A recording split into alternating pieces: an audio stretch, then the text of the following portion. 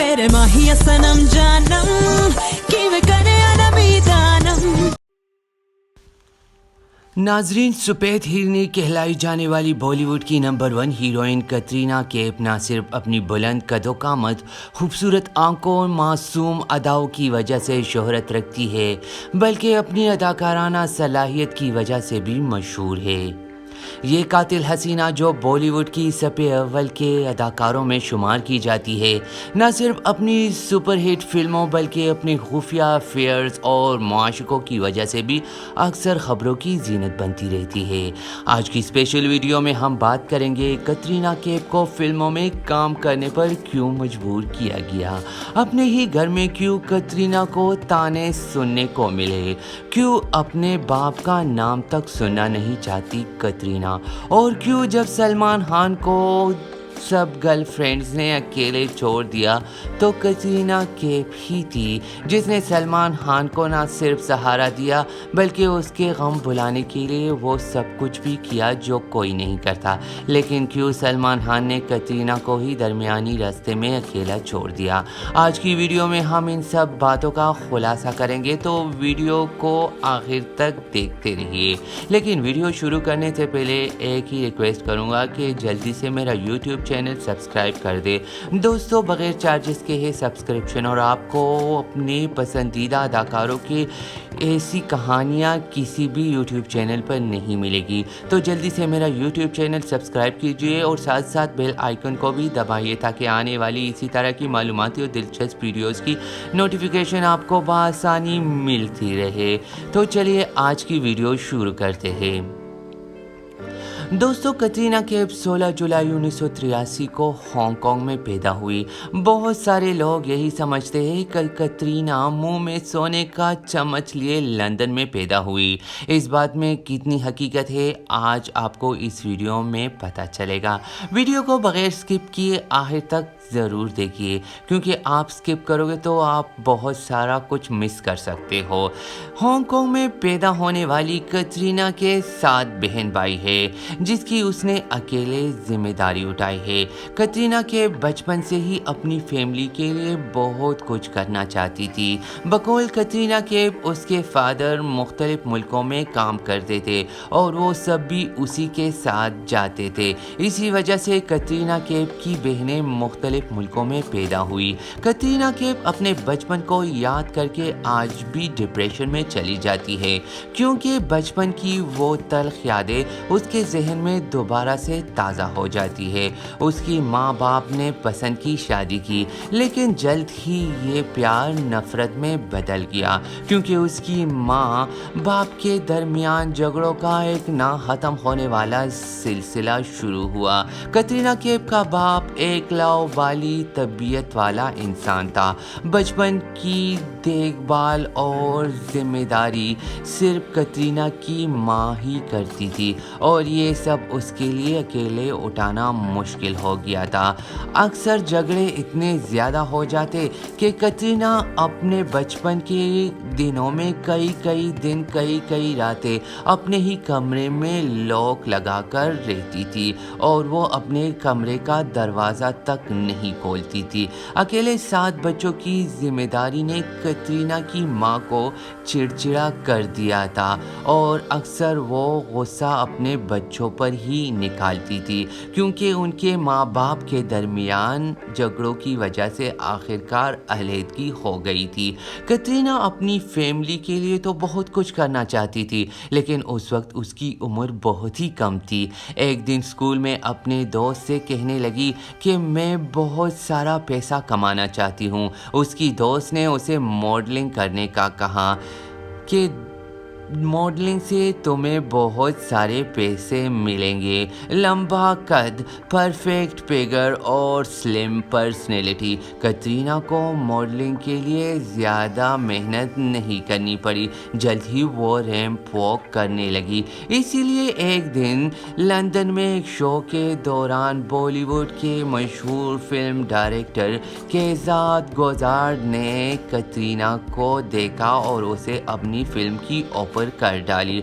कटरीना ने वो ऑफर फौरन ही कबूल कर ली, लेकिन फिल्म के लिए अभी उसे ऑडिशन के मराहल से गुजरना था। ऑडिशन के दौरान प्रोडक्शन कंपनी के कई अरकान ने कटरीना की हिंदी पर एतराज़ किया और उसे फिल्म में लेने पर इनकार किया। फिल्म की प्रोड्यूसर चूंकि आयशा श्रॉफ, जो जैकी श्रॉफ की बीवी थी, फिल्म में कटरीना को लेने पर जोर दिया, लेकिन इस फिल्म से पहले कटरीना का नाम कटरीना टॉर्कवेट था। प्रोड्यूसर ने कटरीना का सरनेम काजी कर दिया, लेकिन काजी चूंकि बहुत इस्लामी लग रहा था, इसलिए कटरीना के फादर का नाम मोहम्मद कैफ था और उसी के सरनेम कैफ को लेकर कटरीना का नाम कटरीना कैफ कर दिया गया। कटरीना नहीं चाहती थी कि उसके बाप का नाम उसके नाम के साथ जुड़ जाए, क्योंकि बकौल कटरीना के उसके बाप ने जब उसकी माँ को तलाक दे दी तो उसने पलटकर उन लोगों का पूछा तक नहीं। वो अक्सर दूसरे बच्चों को देखकर खफा हो जाती, जिनके बाप अपने बचपन से बच्चों की देखभाल करते और उन्हें प्यार करते और उनको स्कूल छोड़ने आते। कटरीना की पहली फिल्म बूम, जो 2003 में रिलीज हुई, इस फिल्म में अमिताभ बच्चन, जैकी श्रॉफ, परेश रावल जैसे बॉलीवुड के सुपरस्टार्स ने काम किया था और इस फिल्म के साथ ही कटरीना ने इन सुपरस्टार के साथ अपना कैरियर शुरू किया। कटरीना का सोचना था कि इस फिल्म के रिलीज़ होते ही फिल्मों की एक लंबी लाइन लग जाएगी और हर प्रोड्यूसर कटरीना को ही फिल्म में लेने के लिए आएगा, लेकिन हुआ इसके बिल्कुल ही बरक्स, क्योंकि बूम रिलीज़ होते ही बॉक्स ऑफिस पर बुरी तरह फ्लॉप हो गई। ये कटरीना के लिए एक बहुत ही बड़ा धचका था। इसके बाद तो कटरीना का असल इम्तिहान शुरू हुआ। असल में फिल्म के फ्लॉप होते ही कटरीना को कोई भी प्रोड्यूसर अपनी फिल्म में नहीं लेना चाहता था। जिस फिल्म के ऑडिशन के लिए भी कटरीना जाती, वहां से रिजेक्ट होकर वापस आ जाती, क्योंकि सभी को कटरीना की कमज़ोर हिंदी पर एतराज़ होता। तकरीबन 3 महीने तक कटरीना को कोई फिल्म नहीं मिली। इस दौरान न सिर्फ कटरीना उस पर और उसके खर्चे बढ़ रहे थे, बल्कि फ्लैट का किराया और दीगर अखराजात भी कटरीना पर बढ़ रहे थे।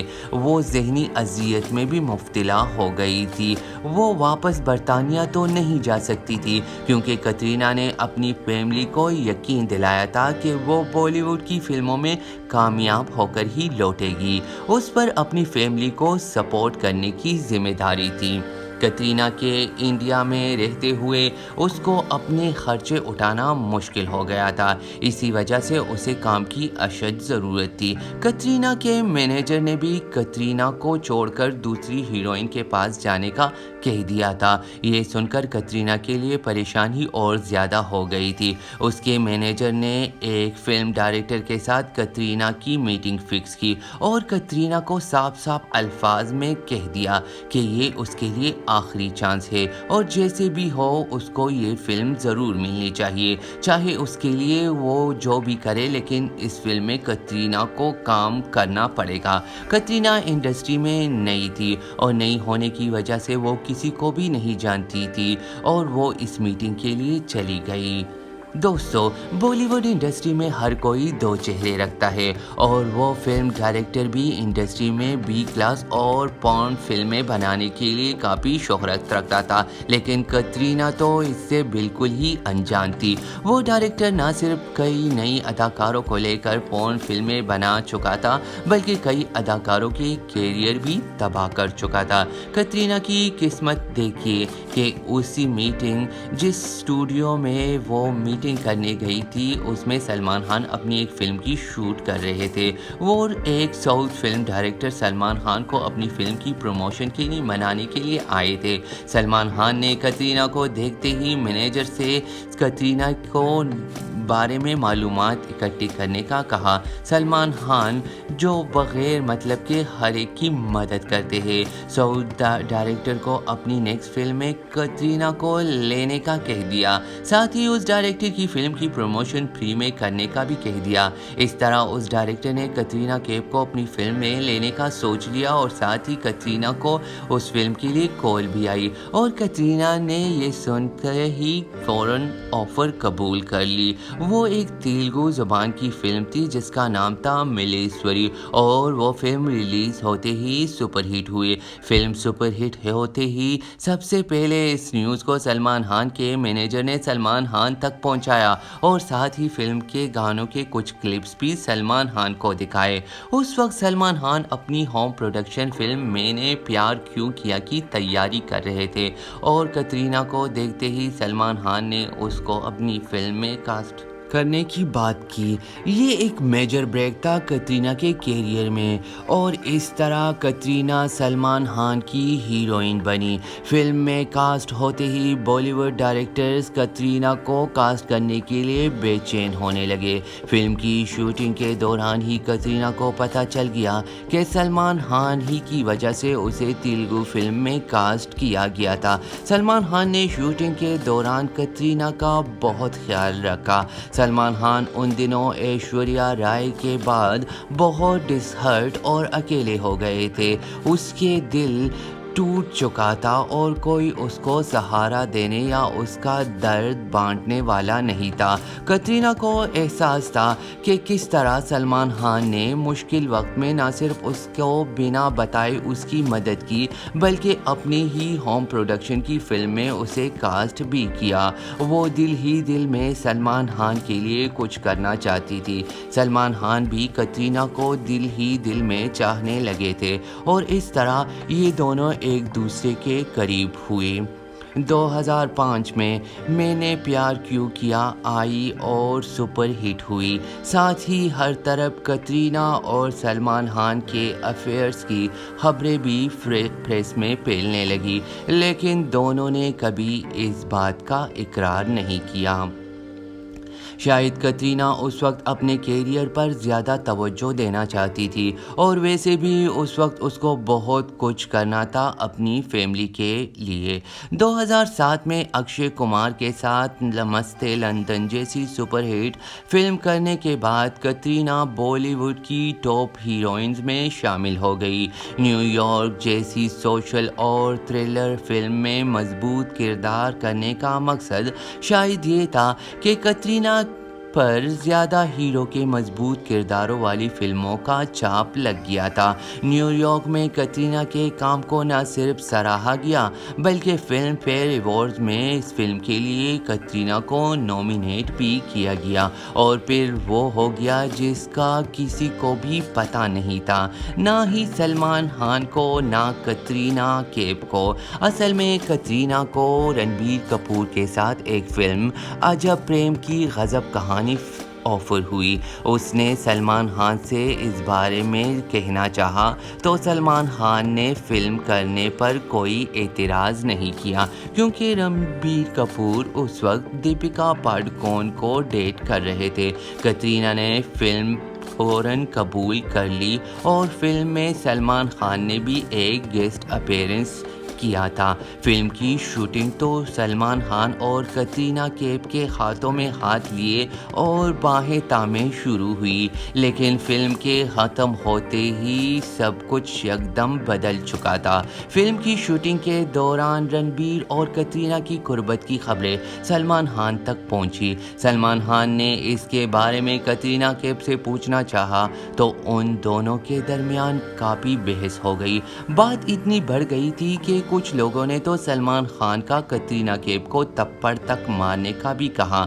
अंदर की खबरों के मुताबिक फिल्म अजब प्रेम की गजब कहानी में सलमान खान ने कतरीना कैफ को एक सीन के दौरान ड्रेस तब्दील करने का भी कहा। ये सीन कतरीना और रणबीर कपूर के दरमियान शूट होना था, लेकिन कतरीना ने ड्रेस चेंज नहीं किया, जिस पर उन दोनों की काफ़ी गर्मा गर्म लड़ाई भी ہو گئی۔ یہ فلم نہ صرف سلمان خان کترینہ کیف کے بریک اپ، رنبیر کپور کترینہ کیف کے ریلیشن شپ، بلکہ کترینہ اور سلمان خان کے جھگڑوں کی اندرونی خبروں کی وجہ سے بھی بہت ہی زیادہ سرخیاں بٹورتی رہی۔